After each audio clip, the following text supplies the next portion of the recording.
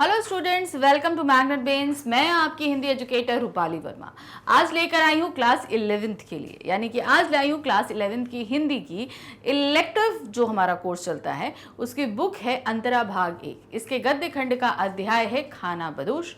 आज इसके multiple choice questions करने वाले हैं, तो ध्यान रखिए कि क्लास 11th में हिंदी के 2 कोर्स चलते हैं आपके, तो कंफ्यूज मत होइएगा, कमेंट मत करिएगा कि भाई मैं हिंदी पढ़ता हूँ, मेरे पास ये वीडियो या ये चैप्टर है नहीं, मेरे सिलेबस का नहीं है। तो इसका अगर आपके सिलेबस का नहीं है तो इसका कारण है कि ये कोर का होगा, ठीक है ना। तो जैसे कि मैं बता रही हूँ कि आज हम इलेक्टिव कर रहे हैं, तो इलेक्टिव में हमारी 3 बुक्स चलती हैं। पहली बुक है अंतरा भाग 1, दूसरी है हमारी अंतराल भाग 1 और तीसरी है आपकी अभिव्यक्ति और माध्यम। अभिव्यक्ति माध्यम ऐसी बुक है जो आपकी क्लास 11, 12 दोनों में कंबाइंड रूप से चलती है, और जो चैप्टर इसके 11th के हैं वो कोर और इलेक्टिव दोनों में ही पढ़ाए जाते हैं। आज जैसे अभी हम आपको पढ़ा रहे हैं अंतरा भाग 1, तो ये बुक हमारी 2 खंडों में विभक्त है, गद्य खंड और काव्य खंड। आज हम गद्य खंड का अध्याय कर रहे हैं खाना बदोश। तो ये जो कहानी हमारे सामने रखी हुई है ये ओम प्रकाश वाल्मीकि जी ने रखी है। ये कहानी श्रमिक वर्ग को किस तरीके से स्ट्रगल करना पड़ता है, क्या क्या चीज़ें देखनी पड़ती हैं, इन सभी पर आधारित है। तो ये कहानी का हमने detail explanation, NCERT solution, most important question और कंप्लीट चैप्टर रिवीजन ऑलरेडी किया हुआ है। तो अब क्या कर रहे हैं, अब हम करने जा रहे हैं मल्टीपल चॉइस क्वेश्चन अर्थात बहुविकल्पीय प्रश्न, क्योंकि इन पर बहुविकल्पीय प्रश्न भी पूछे जाते हैं, इसलिए इनको करना भी जरूरी है। तो देखिए क्या है भाई, पहला प्रश्न है खाना बदोश पाठ के लेखक कौन है। ये तो मैंने अभी आपको बता दिया, ओम प्रकाश वाल्मीकि। तो यहाँ देखिए भीमराव अंबेडकर, ज्योतिबा फुले, सावित्रीबाई फुले या ओम प्रकाश वाल्मीकि। तो सही हमारा 4th है ओम प्रकाश वाल्मीकि। नेक्स्ट आते हैं प्रश्न संख्या 2, खाना बदोश किस विधा की रचना है। कैसी विधा, गद्य साहित्य की कौन सी विधा है, यात्राव्रत है, जीवनी है, कहानी है या उपन्यास है। तो बताया था मैंने कि ये एक कहानी है, कि सुखिया और मानो की कहानी है। वो एक मजदूर के तौर पर क्या क्या चीज़ें फेस कर रहे हैं, इन सभी को इस कहानी के माध्यम से प्रस्तुत किया गया। पूरे श्रमिक वर्ग की समस्याओं को बताने की कोशिश की गई है। प्रश्न संख्या 3 है खाना बदोश कहानी का मुख्य पात्र कौन है। तो ये कहानी मुख्य पात्र में कौन है हीरो, यानी कि भाई कोई भी कहानी होगी इसका नायक और नायिका होगी। तो नायक कौन है, सुखिया, और नायिका है उसकी पत्नी मानो। तो देखिए क्या है, मानो, जसदेव, असगर या सुखिया। तो यहाँ पर जो इसका मुख्य पात्र है वो है सुखिया। नेक्स्ट है ओम प्रकाश वाल्मीकि का जन्म किस सन में हुआ था। अब हमारे इस पाठ के जो राइटर हैं ओम प्रकाश वाल्मीकि, इनका जन्म कब हुआ है, सन 1948, सन 1950, सन 1970 या सन 1960। तो ओम प्रकाश वाल्मीकि का जन्म हुआ है सन 1950 में। प्रश्न संख्या 5 है ओम प्रकाश वाल्मीकि का जन्म किस शहर में हुआ है, कौन से शहर में। अब देखिए जब हम कोई पाठ के कभी भी कोई पार्ट आप किसी भी एग्जाम या टेस्ट के लिए रेडी कर रहे हो तो उसमें आप सभी पैटर्न रेडी करोगे, चाहे एमसीक्यूज हो चाहे आपके वर्णात्मक प्रश्न हो, सभी तरीके से तैयारी करते। तो जब आप तैयार करोगे तो इसमें आपको लेखक के बारे में भी पढ़ना है, पाठ परिचय में भी पढ़ना है, पाठ को भी पढ़ना है, प्रश्न उत्तर भी पढ़ने हैं, शब्दार्थ भी पढ़ना है। तो एक तरीके से आपको सब कुछ तैयार करना। अब आप यहाँ पर देख रहे हो कि 1-2 क्वेश्चंस जो हैं वो आपके लेखक से संबंधित आ गए। अभी अब लेखक की पुस्तकें, सम्मान, पाठ परिचय सब कुछ आने वाला है। तो ये आपको सिर्फ एक बताया जा रहा है कि क्वेश्चन किस किस तरीके से और कहाँ से पूछे जाएंगे। तो आपको सभी कुछ पढ़ना होता है। तो यहाँ पर पूछा गया कि उनका जन्म किस शहर में हुआ था, मुजफ्फरपुर बिहार, मुजफ्फरनगर उत्तर प्रदेश, शामली या सहारनपुर। तो इनका जन्म हुआ है मुजफ्फरनगर उत्तर प्रदेश में। प्रश्न संख्या 6 जूठन आत्मकथा किसके द्वारा लिखा गया है। तो इन्होंने एक आत्मकथा लिखी है, ये तो हम कहानी पढ़ रहे हैं। ओम प्रकाश वाल्मीकि की अपनी जो आत्मकथा है जूठन, वो बहुत ज़्यादा चर्चित में आई। तो ये कथा आत्मकथा किसकी है, स्वयं ओम प्रकाश वाल्मीकि जी की है। सावित्रीबाई फुले, ओम प्रकाश वाल्मीकि, भीमराव अंबेडकर या जितन राम मांझी। तो यहाँ पर क्या नाम है, वो है ओम प्रकाश वाल्मीकि। नेक्स्ट आते हैं प्रश्न संख्या 7, पाठ में कहाँ के दृश्य का वर्णन है। ये जो पाठ है इसमें जो दृश्य लगा है वो कहाँ का है, कहाँ का वर्णन किया जा रहा है। खेत पर काम करने का, नदी के घाट का, ईंट बनाने वाले भट्टे का या शहर के कारखाने का। तो जो सुखिया और मानो हैं वो क्या करते हैं, वो ईंट के भट्टे पर कार्य है। तो दृश्य कहाँ का होगा, ईंट के भट्टे पर। तो आपका होगा ये तीसरा। प्रश्न संख्या 8 है खाना बदोश का क्या अर्थ होता है? अब इस चैप्टर का नाम है खाना बदोश। तो खाना बदोश का शाब्दिक अर्थ होगा क्या? इस शब्द का अर्थ क्या है? जो खाना बनाने का कार्य करते हैं, जो एक जगह टिक कर नहीं रहते, खेतों में काम करते हैं, जो झोपड़ी में रहते हैं। तो खाना बदोश का सीधे शाब्दिक अर्थ होता है जो एक जगह टिक कर नहीं रहते हैं। अब इसका क्यों ऐसा खाना बदोश पड़ा? एक्चुअल क्या होता था, हमारे देश का आप पर्यावरण तो जानते हो, सब जगह अलग अलग सा है, सब कुछ है। तो लोग जो हैं वो एक जगह टिक कर क्यों नहीं रहते? कारण ये है। और क्यों इनका नाम खाना बदोशी पड़ा, जो एक जगह टिक के नहीं रहते? कारण ये है कि इन्हें अपने खाने के प्रबंध के लिए, खाना खाने के प्रबंध के लिए एक जगह से दूसरी जगह मूव करना पड़ता है। मान लीजिए आज कुछ दिन यहाँ पर रहे, यहाँ पर इन्हों को अच्छा सा पानी मिला, उस पानी की वजह, जैसे पानी भी हर जगह नहीं मौजूद होता था, प्राकृतिक रूप में हर जगह मिलता था पानी, तो कहीं नदी तालाब है वहाँ कुछ दिन रह गए, वहाँ उन्होंने खेती करी, खाया पकाया, हमारा कुछ किया, कुछ दिन ही रह रहे, फिर वो वहाँ से चल दिए, अब दूसरी जगह वो अपने खाने का बंदोबस्त करने के लिए। खास तौर से ये खाना बदोश जो लोग होते थे वो रेगिस्तान में रहते थे, ठीक है, बंजारे जो होते हैं वो रेगिस्तान एरिया में रहते हैं। रेगिस्तान में हर जगह तो हरियाली होती नहीं है, तो कुछ दिन जहाँ हरियाली मिली, कुछ दिन रुके, पानी मिला, वहाँ बनाए, खाए, सब कुछ किया। अब वहाँ के जो संसाधन है जब वो खत्म होने लगे, तो अब खाने पानी का बंदोबस्त करने के लिए फिर दूसरी जगह चल दिए। फिर दूसरी जगह इनको मिली जहाँ पानी मिला, खाने का प्रबंध मिला, वो वहाँ रुके, कुछ दिन रुका, फिर उसके बाद वो अपने खाने का बंदोबस्त करने के लिए वो दूसरी जगह चलती है। इसलिए खाने का बंदोबस्त करने के लिए उन्हें एक जगह से दूसरी जगह जाना पड़ा, इसलिए इनका नाम खाना बदोश पड़ा। ठीक है, समझ में आया ना क्यों पड़ा ऐसा? प्रश्न संख्या 9 है, कहानी की पात्र सुखिया क्या काम करता है? तो जो कहानी का जो पात्र है सुखिया, जो मेन लीड में है, वो क्या काम करता है? खेतों में मजदूरी, ऑफिस का काम, भट्टे पर ईंट पाथने का कार्य या साफ सफाई का? तो सुखिया क्या करता है?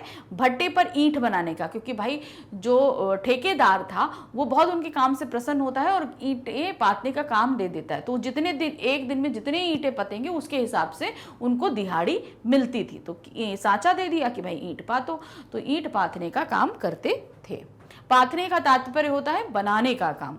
एक सांचा होता है ना, एक करके फ्रेम होता है, उसके अंदर वो ईंटें भरी जाती है, उस फ्रेम के अकॉर्डिंग ये जो है बनती है। तो एक दिन में आप जितने ईंटें बनाकर और पकाकर निकाल लोगे उतना आपको पैसा मिलेगा। भट्टे का मालिक कौन था?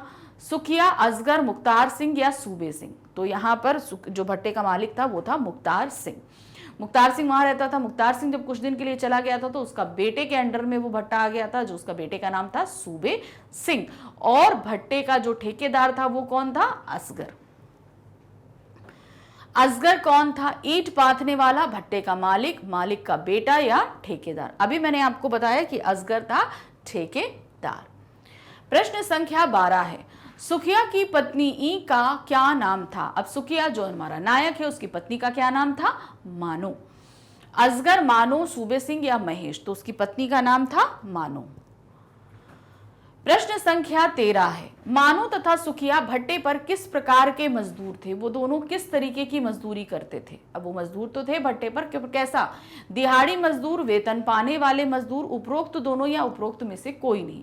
तो वो थे दिहाड़ी मजदूर। अब दिहाड़ी मजदूर और वेतन पाने वाले मजदूरों में फर्क क्या होता है?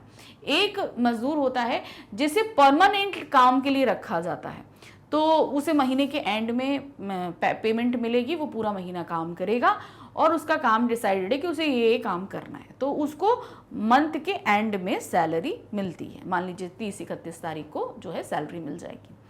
अब दिहाड़ी मजदूर क्या होता है? उसने आज जितना काम किया उसकी पेमेंट उसे आज शाम को मिल जाएगी। अब जैसे मानो और सुखिया थे, उन्होंने पूरे दिन में जितने ईंटें बनाए और पकाए वो असगर उनको गिनता था और उसके अकॉर्डिंग उसको पैसे शाम को दे दिए जाते थे। तो वो होता था दिहाड़ी मजदूर, यानी दिन में जितना भी आपने कार्य किया है उसका पैसा जो बन रहा है वो आपको दे दिया जाए। प्रश्न संख्या 14 है, भट्टा कहाँ था? गांव में, शहर में, शहर से दूर या उपरोक्त सभी? तो इस तरीके के जो ईंटे के भट्टे होते हैं ये हमेशा शहरों से दूर होते हैं। ठीक है, तो सही क्या है? शहर से दूर था। प्रश्न संख्या 15 है, भट्टे के मजदूर शाम के समय कहाँ रहते थे? अब पूरा दिन तो वो भट्टे पर काम करें, शाम के समय कहाँ रहते थे? जैसा कि आपको चैप्टर में बताया गया है कि उनके छोटे छोटे दड़बे नुमा घर थे। अब दड़बे नुमा क्या होते हैं? अब इसको दड़बा आप समझिए, इसमें सही क्या है देखिए, गांव में, शहर में, दड़बे नुमा झोपड़ियों में या पक्के घरों में। तो सही ऑप्शन है दड़बे नुमा झोपड़ियां। अब दड़बे नुमा क्या तात्पर्य क्या होता है? दड़बा मेन कहते हैं मुर्गियों के रखने के स्थान को, जहां मुर्गियां रखी जाती हैं। अब मुर्गियां कैसी होती हैं? छोटी छोटी होती हैं, छोटी छोटी होती हैं, तो जाहिर से उनको रखने की जो घर बने, जो खाने बने होते हैं वो भी छोटे छोटे होंगे। तो जहां जो झोपड़ियां सिर्फ इतनी हो कि बस आप सर झुका के जाओ, वहां बैठ जाओ और सर झुकाकर चले आओ, इतनी उसमें जगह नहीं रहती कि आप खड़े भी हो पाओ, है ना, तो वो क्या कहलाते हैं? दड़बे। क्यों दड़बे बोलेंगे? क्योंकि जैसे मुर्गी के छोटे छोटे फ्रेम्स होते हैं जिनके अंदर वो लोग रहते हैं, उसी तरीके से ये लोग भी रहते हैं, तो इसको बोला जाता है दड़बे नुमा, यानी कि बहुत छोटी छोटी झोपड़ियां। तो छोटी छोटी झोपड़ियां हैं, तो प्रतीकात्मक तौर पे इसे दड़बे नुमा शब्द इस्तेमाल किया गया ताकि बताया जा सके वो झोपड़ियां बहुत छोटी हैं। प्रश्न संख्या 16, जसदेव कौन था? वहीं पर एक मजदूर काम किया करता था जसदेव, जो एक ब्राह्मण समाज का लड़का था। भट्टी पर काम करने वाला ब्राह्मण लड़का था, मुख्तार सिंह का बेटा था, सुखिया और मानो का बेटा था, सूबे सिंह का बेटा था। तो वो कौन था? वो एक भट्टे पर काम करने वाला ब्राह्मण लड़का था। प्रश्न संख्या 17 है, भट्टे के दफ्तर में किसको सेवा टहल करने का काम सौंपा गया था? जब मुख्तार सिंह किसी काम से बाहर चला गया तो उसका बेटा जो है वो सूबे सिंह वहां पर रहने लगा। सूबे सिंह बहुत ही बुरा आदमी था, जिसका स्त्रियों पर बुरी निगाह रहती थी और बिहेवियर से भी अच्छा नहीं था। तो जिस भी औरत को वो पसंद कर लेता था भट्टे पर, वो जो है उसके रूम में आया जाया करती थी। तो सेवा टहल का तात्पर्य ये था कि सूबे सिंह को जो है वो फेवर्स देने का काम होता था। तो यहाँ पर ये काम दिया गया था, वहाँ भट्टे पर काम करने वाले एक मजदूर महेश की पत्नी किसनी को। किसनी जो है वो सूबे सिंह की सेवा भाव में लगी रहती थी। तो सही क्या है? महेश को, मानो को, किसनी को या जसदेव को। तो ये सेवा टहल का काम सौंपा गया था किसनी को। प्रश्न संख्या 18 है, किसनी के पति का क्या नाम था? जो किसनी उसके पति का अभी मैंने नाम बताया, उसके पति का नाम महेश था। सूबे सिंह, जसदेव, असगर या महेश? तो किसनी के पति का नाम था महेश। प्रश्न संख्या 19 है, सूबे सिंह कौन था? अब मैंने क्या बताया, सूबे सिंह कौन था? भट्टे के मालिक मुख्तार सिंह का बेटा था। भट्टे के मालिक का बेटा, शहर का कारोबारी, गांव का मुखिया या असगर का पिता? तो कौन था वो? वो था भट्टे के मालिक का बेटा। तो भट्टे का मालिक कौन था? मुख्तार सिंह। प्रश्न संख्या 20 है, ऑफिस में काम करने से किसके व्यवहार में परिवर्तन आ गया था? ऑफिस में कौन काम कर रहा था? ऑफिस में सेवा टहल के लिए किसनी को लगाया गया? अब किसनी एक मजदूर थी। अब मजदूर को जब वहाँ के मालिक के बेटे का साथ मिलेगा तो जाहिर सी बात है उसके बिहेवियर में चेंजेस आएंगे। तो किसनी के व्यवहार में चेंजेस आया था? क्यों? क्योंकि सूबे सिंह उससे खुश था, उसे नहाने का साबुन देता था, उसके पास ट्रांजिस्टर था। तो इस तरीके से वो पूरी तरीके से चेंज हो गई थी, है ना। तो क्या था? किसके व्यवहार में परिवर्तन आया? मानो, किसनी, सुखिया या उपरोक्त सभी? तो किसनी के व्यवहार में परिवर्तन आया था। प्रश्न संख्या 21 है, महेश के दारू पीने का क्या कारण था? किसनी का जो पति था महेश, वो बहुत ज्यादा शराब पीता था। उसकी शराब पीने का कारण क्या था? उसकी पत्नी का व्यवहार। उसकी पत्नी किसी और इंसान के साथ थी, तो ये चीज उससे बर्दाश्त नहीं होती थी। बेरोजगार होना, समय पर पैसा ना मिलना, पत्नी का गलत राह पकड़ लेना, मालिक के द्वारा पिटाई होना। तो महेश का क्या कारण था शराब पीने का? वो कारण था पत्नी की गलत राह को पकड़ लेना। पत्नी जो है वो किसी और इंसान के साथ थी, इसलिए उसे वो अच्छा नहीं लगता था। प्रश्न संख्या 22 है, भट्टे पर ट्रांजिस्टर कौन बजाया करता था? किसके पास ट्रांजिस्टर था? जसदेव, मुख्तार सिंह, मानो या सुखिया? तो वहां पर ट्रांजिस्टर जो था वो सुखिया के पास था और वो उसे अक्सर बजाया करता था।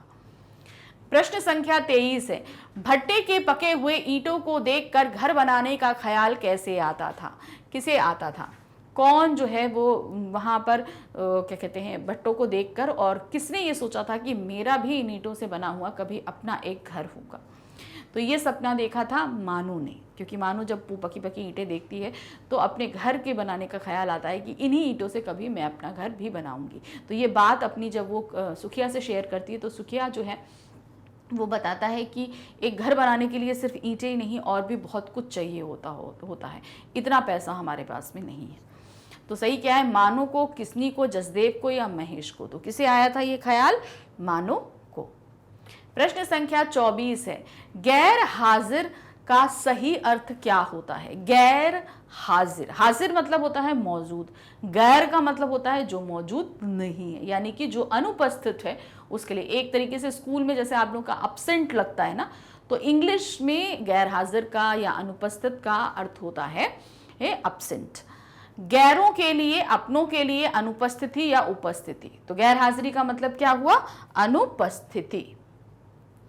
प्रश्न संख्या 25 है, सूबे सिंह किसको शहर घुमाने ले जाया करता था? अब सूबे सिंह की कौन सेवा भाव करता था? किसनी करती थी, तो जाहिर सी बात है सूबे सिंह उसी को लेके जाएगा। मानो को, किसनी को, जसदेव को या महेश को? तो किसे ले जाता था? वो किसनी को ले जाया करता था। प्रश्न संख्या 26 है, किसनी के बदले ऑफिस में काम करने किसको बुलाया गया? अब एक क्या हुआ, किसनी बीमार पड़ गई, हमेशा सूबे सिंह के साथ रहती थी, एक बार बीमार पड़ गई, अब उसे कोई और चाहिए, तो फिर सूबे सिंह की नज़र किस पे पड़ी? मानो पर पड़ी, तो उसने मानो को बुलाया था अपने ऑफिस में। महेश को, सुखिया को, जसदेव को या मानो को? तो किसे बुलाया गया था किसनी की जगह? मानो को। मानो के बदले ऑफिस में काम करने कौन जाता है? अब जब मानो को बुलाया गया कि हाँ भाई अब किसनी नहीं है, आज तुमको जाना है, तो ये बात सुखिया जानता था कि सूबे सिंह अच्छा इंसान नहीं है, तो वो अपनी पत्नी को सूबे सिंह के पास नहीं भेज सकता था, तो उसने सीधे ये फैसला किया कि मानो नहीं जाएगी, मैं जाऊंगा, अर्थात सुखिया जाने का फैसला करता है। तो लेकिन सुखिया जाता तो है, लेकिन उस चीज़ के लिए जसदेव मना कर देता है, तो उसके बदले कि भाई तुम मत जाओ, मैं चला जाता हूँ, तो फिर जसदेव जाता है। तो कौन गया? जसदेव गया था। प्रश्न संख्या 28 है, भट्टे पर सूबे सिंह किसकी पिटाई करता है? अब बुलाया गया मानो को, सुखिया फैसला करता है मैं जाता हूं, लेकिन सुखिया को आधे रास्ते में लौटाकर जसदेव चला जाता है, क्योंकि वो जानता था कि जब जो है मानो को बुलाया गया है, मानो को ना देखकर सुखिया को देखेगा तो वो बहुत मारेगा। तो अब चूंकि वो ब्राह्मण समाज का है, शायद उसे ऐसा लगा कि मुझे नहीं मारेगा, तो मैं चला जाता हूँ, तो वो वहां जाने का फैसला करता है। लेकिन वहां पर जब जैसे ही भट्टे पर सूबे सिंह देखता है कि मैंने मानो को बुलाया और आया जसदेव, तो इस चीज़ से वो बहुत गुस्सा हो जाता है और वो जसदेव की पिटाई कर देता है। तो सही क्या है, असगर की, किसनी की, महेश की या जसदेव की? वो करता है जसदेव की पिटाई। प्रश्न संख्या 29 है, जसदेव ने मानो की बनी हुई रोटियां क्यों नहीं खाई? अब जिस रात मानो के लिए जसदेव ने पिटाई खा ली, अब जसदेव को बहुत चोट लगी थी, तो चोट लगने के कारण वो रात में अपना खाना, क्योंकि सभी मजदूर रात में अपना अपना खाना खुद बनाते थे, तो जसदेव खाना नहीं बना पाया, वो भूखा रहता है। तो मानो ये सोचती है कि चलो भाई मैंने अपना खाना बनाया, मैं जाके जसदेव को दे आती हूँ। तो जब वो जाने लगती है तो सुखिया उसे मना करता है कि जसदेव तुम्हारा खाना नहीं खाएगा।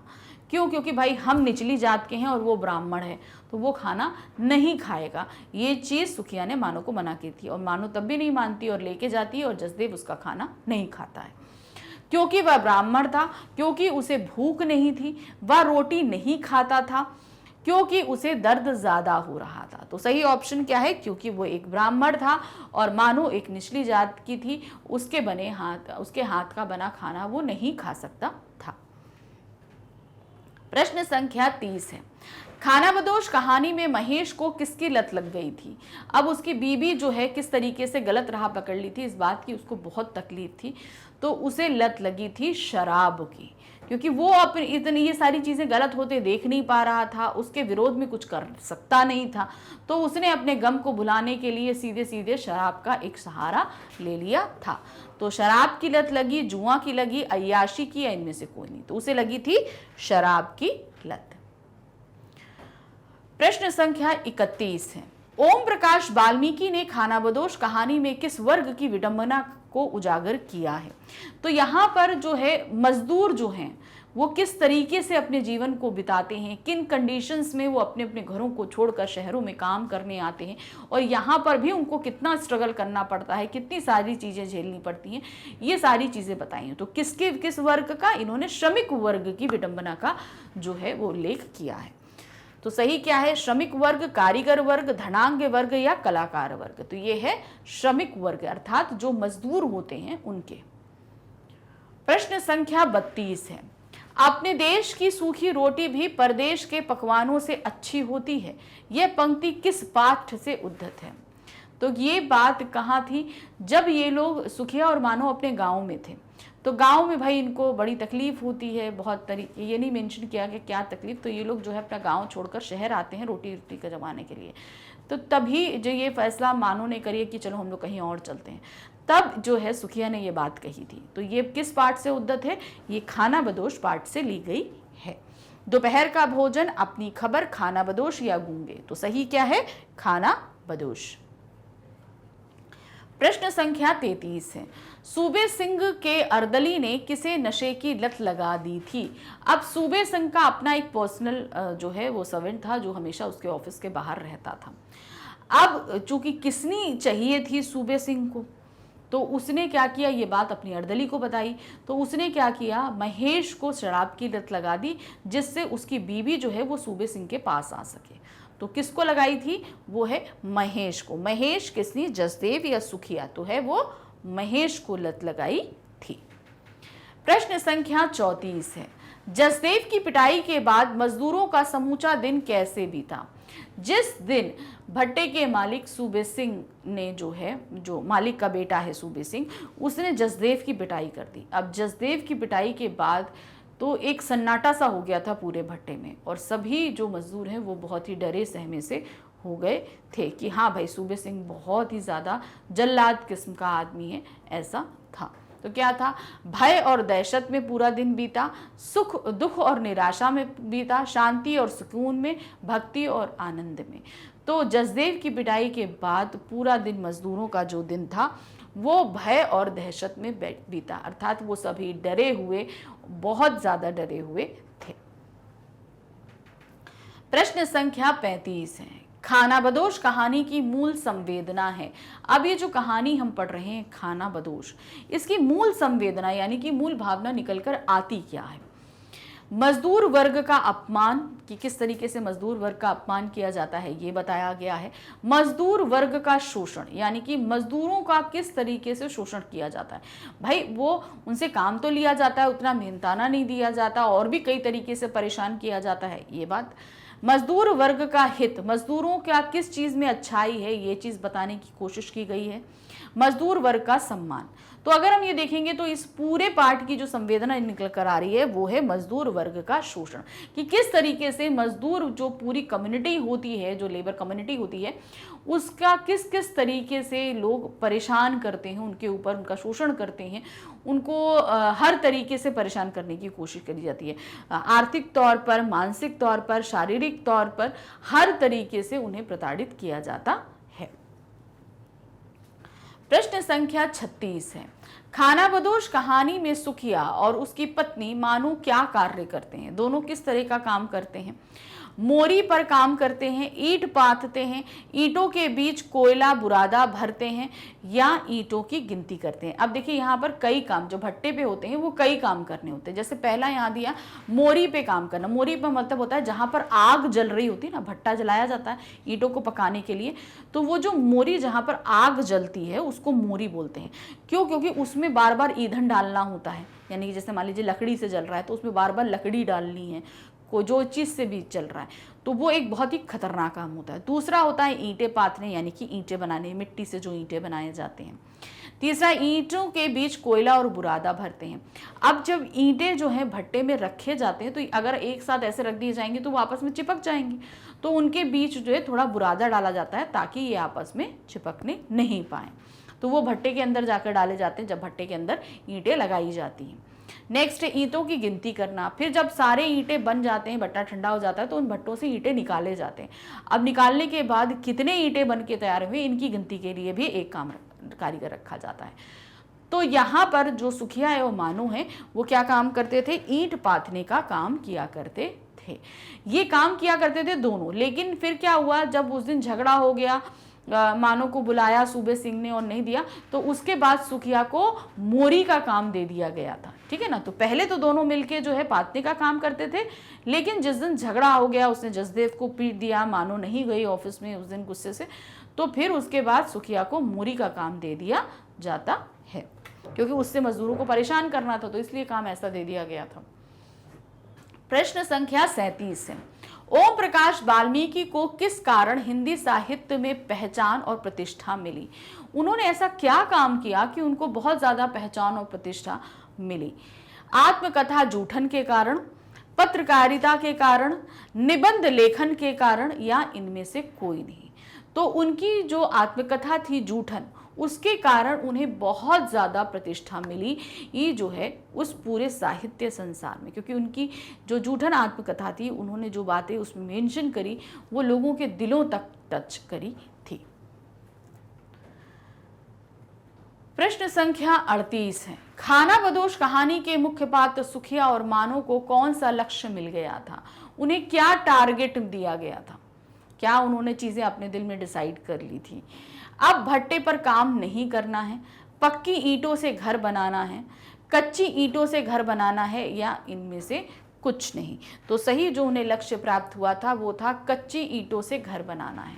अर्थात तात्पर्य यहाँ पर क्या है, कच्ची ईंटों से घर बनाने का तात्पर्य क्या है, मैं आपको बताती हूँ। उन्होंने पहले ये सोचा कि भाई यहीं पे हम काम करते रहेंगे, बहुत अच्छा हम करते रहेंगे, लेकिन जब वहाँ पर इतना ज़्यादा उस दिन के बाद से इन लोगों को परेशान करने लगे, यानी कि सुखिया को जो है मोरी पर लगा दिया गया काम पे, और जो ईंटें पात के जो इन लोगों ने तैयार किए थे, जिसके बेसिस पे इनको दिहाड़ी मिलती थी, उन सारी ईंटों को तोड़ फोड़ दिया गया रात में, जिससे उनको नेक्स्ट डे कोई भी पैसा नहीं मिला, जिसको देखकर जो मानो है वो बहुत रोती है। उसके बाद ये लोग फैसला करते हैं कि जहाँ इज्जत नहीं है, जहाँ काम हमको ठीक से नहीं मिल रहा है, तो अब हम लोग को यहाँ से चलना चाहिए, अब हम लोग कहीं और जाके रहेंगे। तो वहाँ जाके कच्ची ईंटों का घर बनाने का तात्पर्य, जब हम पक्की ईंट से घर बनाते हैं तो हमारा एक ठिकाना डिसाइड होता है कि अब हमें यहाँ से अपनी जगह नहीं हिलानी है। और कच्ची ईंटों का घर का बनाने का मतलब है आज हमारा घर यहाँ पर है, कल कहीं और होगा, परसों कहीं और होगा। अर्थात कहने का तात्पर्य है कि हमारी जिंदगी जो है वो खानाबदोशों की तरह चलती रहेगी, मतलब हम एक जगह से दूसरी जगह जाते रहेंगे। तो उनको एक लक्ष्य मिल गया था कि अब हम यहाँ काम छोड़कर जा रहे हैं, अब हमें अपने लिए दूसरी जगह पर कुछ और काम खोजना होगा। अर्थात कच्ची ईंटों से अब हमें दूसरी, जैसे यहाँ पर भट्टे पर कच्ची ईंटों से घर बनाकर एक रह रहे थे, दड़बनुमा घर, और काम कर रहे थे, अब कहीं और ढूंढेंगे और वहाँ पे फिर से एक घर बनाएंगे और काम करेंगे। तो ये चीज़ उनको लक्ष्य मिल गया था, अर्थात अब अपने काम को वो स्विच कर रहे थे। नेक्स्ट है प्रश्न संख्या 39, भट्टे का सबसे अधिक खतरे वाला काम क्या था? तो सबसे अधिक खतरे वाला काम क्या था?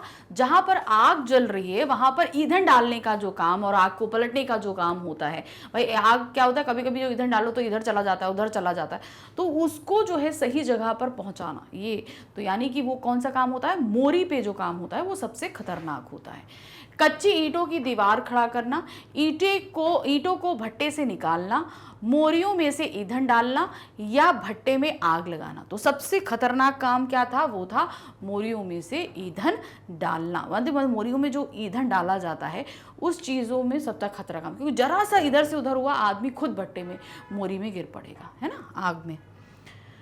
प्रश्न संख्या 40 है, आदमी की औकात पता चलती है, ये बात का क्या मतलब है? किसने ये चीज़ बात बोली? आदमी की औकात कब पता चलती है? शादी होने पर, बराबर का मुकाबला होने पर, घर से बाहर कदम रखने पर, कठिन समस्या आने पर। तो आदमी की सही औकात तब पता चलती है जब वो घर के बाहर कदम रखता है। अर्थात देखिए, जो हमारा एक घर होता है वो हमारे लिए सबसे ज़्यादा कंफर्ट जोन है, हमारे लिए सारी फैसिलिटीज़ हैं, सब कुछ होता है, ठीक है, जैसा हम चाहते हैं वैसा हम उसको बनाते हैं और उसी कंफर्ट में हम उसको में रहते हैं। लेकिन जब हम घर से बाहर कदम रखते हैं तो वहाँ की स्थितियाँ हमसे बिल्कुल विपरीत होती हैं। हम जो चाहते हैं वो हमारे लिए नहीं होता, हर चीज़ के लिए हमें अर्न करना पड़ता है, सारी चीज़ों का इंतज़ाम हमें खुद करना पड़ता है। तो बेसिकली हम कितने पानी में हैं, हम कितने केपेबल हैं, एक्चुअल में हमारी औकात क्या है, ये जब हम घर से बाहर कदम रखते हैं तो हमें समझ में आता है। क्योंकि घर में तो हमें हर एक फैसिलिटीज़ बड़े आसानी से मिलती है, और जब हम अकेले होते हैं तो सही में सारे काम हमें खुद ही मैनेज करने पड़ते हैं। इवन अपना खाना पीना रहना, हर एक चीज की हमें करनी पड़ती है। प्रश्न संख्या 41, किसनी पर नजर पड़ गई थी? किसकी? सूबे सिंह की। मुख्तार सिंह की, रकिया की, असगर की, या सूबे सिंह की? तो किसकी नजर पड़ी थी? सूबे सिंह की। प्रश्न संख्या 42 है, बामन नहीं भट्टा मजदूर है वह मारे जैसा, यह कथन किसका है? अब ये चीज क्या थी? जिस दिन जसदेव ने मार खाई मानो के लिए और वो उस दिन खाना नहीं बना पाया, तो मानो उसके लिए खाना लेकर जाती है कि वो भूखा है, तो सुखिया उसे रोकता है कि वो एक ब्राह्मण है, बामन है, वो तुम्हारे हाथ का खाना नहीं खाएगा।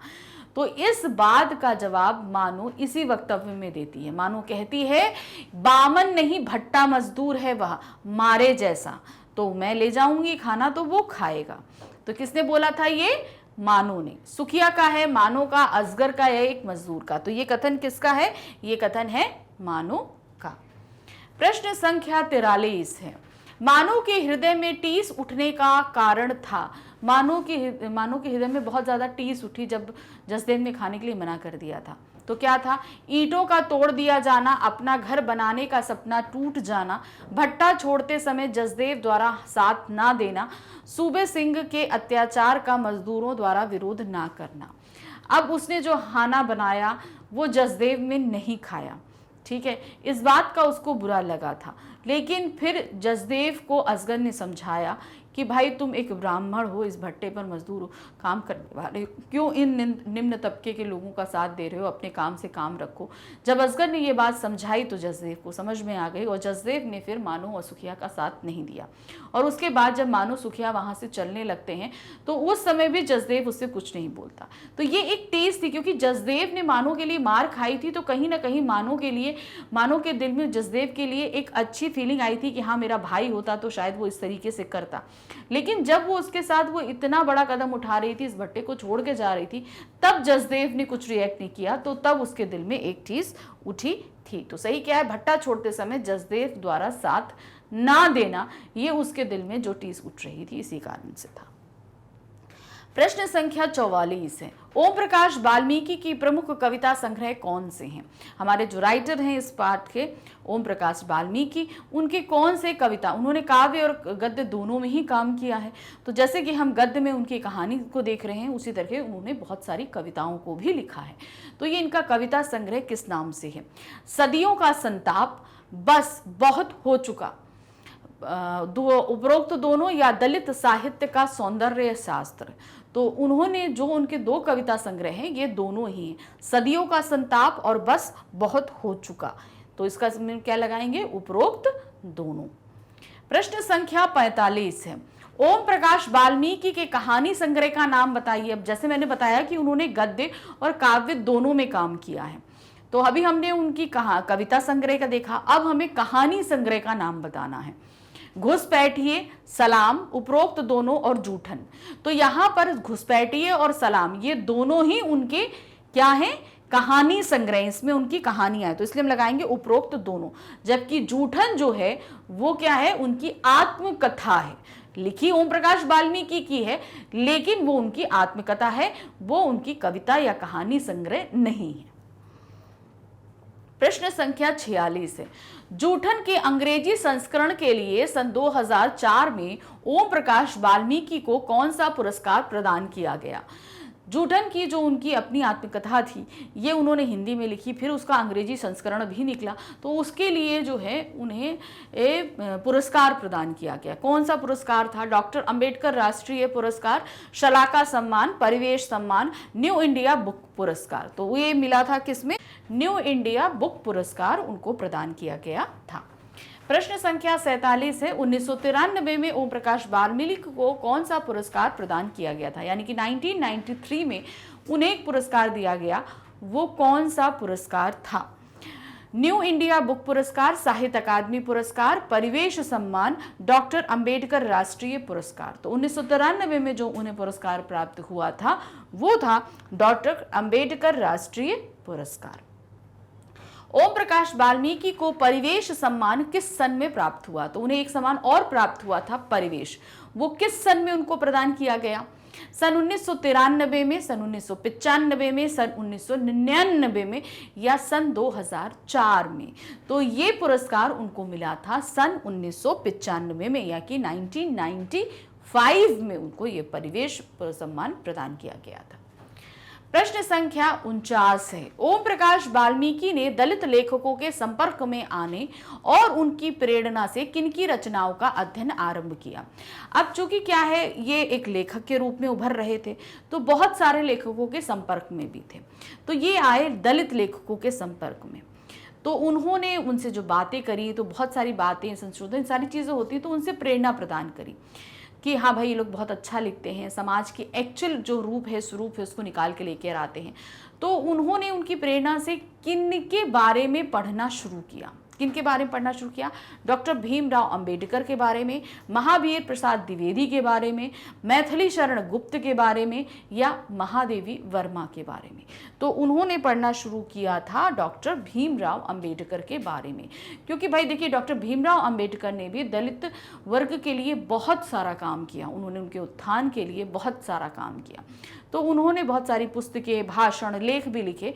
तो उनके इन भाषणों और लेखों से जो भी इस वर्ग के लिए कार्य कर रहा था उनको बहुत प्रेरणा प्रदान होती थी। प्रश्न संख्या 50 है, ओम प्रकाश वाल्मीकि का देहावसान कब हुआ, अर्थात इनकी मृत्यु कब हुई? तो ये है सन 2011, सन 2012, सन 2013 या सन 2015। तो ओम प्रकाश वाल्मीकि जी का देहावसान हुआ है सन 2013 में। ठीक है, तो बस इसी के साथ ये प्रश्न हमारे यहाँ समाप्त हुए, चैप्टर खत्म हुआ। लेकिन ध्यान रखिए, ये बहुत सारी ऐसी चीज़ें इसमें हमको दिख रही हैं, डेट्स हैं, सारी चीज़ें बहुत अच्छे से पढ़िएगा। ये कहानी ज़रूर है, लेकिन हमेशा जो भी लेखक या कवि होते हैं उनसे संबंधित बहुत सारे तारीखें या सन होते हैं, उनके पुरस्कार होते हैं, उनकी रचनाएँ होती हैं, इन सभी को आपको अच्छे से पढ़ना है। तो अगर आप ये चाहते हो कि आप इनको अच्छे से लर्न कर सको, तो आप पूरा एक चार्ट पेपर लेकर या बड़ी एक कॉपी लेकर उसमें आप ये सारी चीज़ें एक ग्राफ बनाकर अगर मेंशन कर लो, जो जो चैप्टर आपके बारे पास आ रहे हैं, तो आपके लिए पढ़ना आसान रहेगा। कि मतलब जैसे आपने लेखक लिखा, उनकी जन्म तिथि लिखी, स्थान लिखा, उनकी रचनाएं जो कुछ हैं वो लिखा, फिर उनके सम्मान हैं, उनकी मृत्यु है, की भाषा शैली है, ये सारी चीज़ें आप अगर एक चार्ट पे मेंशन कर दोगे तो आपके लिए ये करना बड़ा आसान हो जाएगा कि जब भी आप इसको पढ़ोगे तो हर चीज़ जल्दी जल्दी मेमोराइज हो जाएंगी। ठीक है ना? तो ये इस चैप्टर के हम सभी पैटर्न कंप्लीट कर चुके हैं। तो इसी तरीके से सभी हम चैप्टर के आपके लिए ये कंप्लीट पैटर्न्स लेकर आ रहे हैं। तो ये सारे ही वीडियो आपको मिल रहे हैं मैग्नेट ब्रेन्स के प्लेटफॉर्म पे 100% फ्री, क्योंकि मैग्नेट ब्रेन्स आपको किंडरगार्टन से लेकर क्लास 12 तक की 100% फ्री एजुकेशन देता है। तो इसका पार्ट बनिए, अच्छे से इसका फ़ायदा उठाइए, अच्छे पढ़ाई करिए। तो अभी हमारी अंतरा बुक के गद्यखंड के और चैप्टर बाकी हैं, तो मिलेंगे नए चैप्टर के साथ में। Thank you for watching, bye bye.